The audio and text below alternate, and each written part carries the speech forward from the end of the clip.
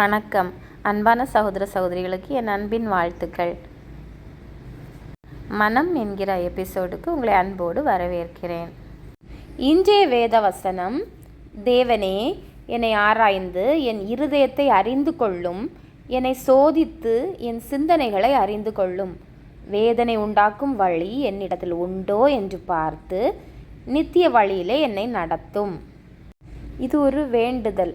அதாவது என்னை செக் பண்ணுங்க ஏசப்பா, என் மைண்டை நீங்கள் செக் பண்ணுங்க அப்படின்னு ஒரு வேண்டுதல்.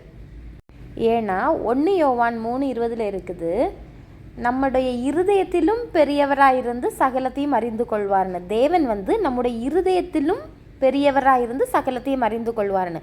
அப்போ நம்ம மைண்டை நம்ம அனலைஸ் பண்ணி செக் பண்ணி நம்ம பார்க்குறத விட தேவன் நம்ம மைண்டை ஆராய்ந்து பார்த்தாருனாக்கியா நம்மள்கிட்ட என்ன மிஸ்டேக் இருக்குதுன்னு நம்ம புரிஞ்சிக்கிறதுக்கு அவர் உதவி செய்வார். நம்ம இருதயம் என்ன சொல்லும், நம்மளை ஃபார் எக்ஸாம்பிள் இப்போ நம்மளை யாராவது கடிந்து கொண்டாங்கனாக்கா நம்ம நம்மளை யாரெல்லாம் கடிந்து கொண்டாங்களோ அவங்களெல்லாம் நம்ம இருதயம் என்ன சொல்லும், இவங்கெல்லாம் கெட்டவங்க அப்படின்னு சொல்லி இருதயம் ஃபிக்ஸ் பண்ணிடும். ஆனால் வேதத்தின்படி பார்த்தா, நீதிமான் என்னை தயவாய் குட்டி என்னை கடிந்து கொள்ளட்டும், அது என் தலைக்கு எண்ணெயை போல் இருக்கும், என் தலை அதை அள்ளல் தட்டுவதில்லைன்னு இருக்குது. 141 சங்கீதத்தில் உண்டு. அப்போது நீதிமான் நம்மளை தயவாய் குட்டி அது கடிந்து கொள்ளும்போது அது நம்ம தலைக்கு எண்ணெயை போல் இருக்குமா. அதாவது ஃபார் எக்ஸாம்பிள் நம்மளோட பெற்றோராக இருக்கலாம், இல்லைனா நம்மளோட வெல் விஷஸாக இருக்கலாம், அவங்கெல்லாம் நம்மளை கடிந்து கொள்ளும்போது அது நம்ம நன்மைக்கு எதுவாக தான் கடிந்து கொள்வாங்க. இதை நம்ம மைண்ட் நம்மளுக்கு வேறு பிரிக்க தெரியாது.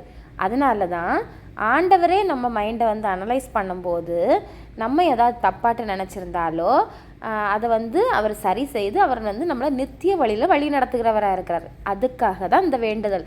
என்னன்னாக்கியா, வேதனை உண்டாக்கும் வழி என்னிடத்தில் உண்டோ என்று பார்த்து நித்திய வழியில் என்னை நடத்தும்னு வேண்டுதல் இருக்குது. அதே மாதிரி யோவான் எழுதின சுவிசேஷத்தில் இருக்கும், நம்மளோட ஏசப்பா திராட்சை செடியாக இருக்கிறார், நம்ம கொடிகள்னு.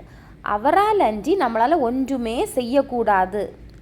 அப்போ ஏசப்பா அதில் சொல்லியிருப்பாங்க, ஏசப்பாவே அதில் சொல்லியிருப்பாங்க, என்னால் அன்றி உங்களால் ஒன்றும் செய்யக்கூடாதுன்னு.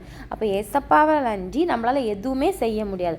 அப்போ அவரே நம்மளை ஆராய்ந்து அறிந்துக்கிட்டாருன்னா நம்மள்கிட்ட ஏதாவது வேதனை உண்டாக்கும் வழி உண்டான்னு பார்த்து நம்மளை சரி செய்து நம்மளை நித்திய வழியில் வழி நடத்துவார். ஆனால் அதற்கு முன்னாடி நம்ம ஒன்று செய்யணும். என்னன்னாக்கியா, நம்ம அவர்கிட்ட ஒப்படைக்கணும், சப்மிட் பண்ணணும். சப்மிட் பண்ணும்போது அவர் நம்மளை செக் பண்ணி நம்மளை நித்திய வழியில் வழி நடத்துகிறவராக இருக்கிறார். ஆமேன்.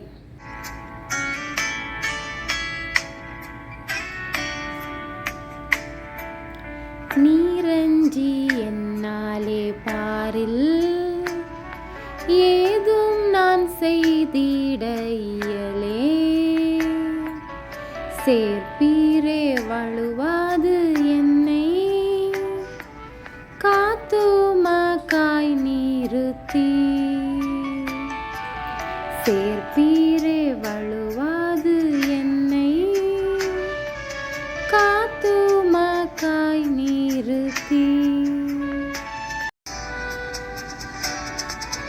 கல்வாரியின் அன்பினையே கண்டு விரைந்தோடி வந்தே, கல்வாரியின் அன்பினையே கண்டு விரைந்தோடி வந்தே, கழுவும் திருரத்தத்தாலே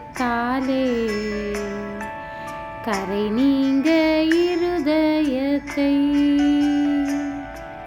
கழுவும் திருரத்தத்தாலே கரை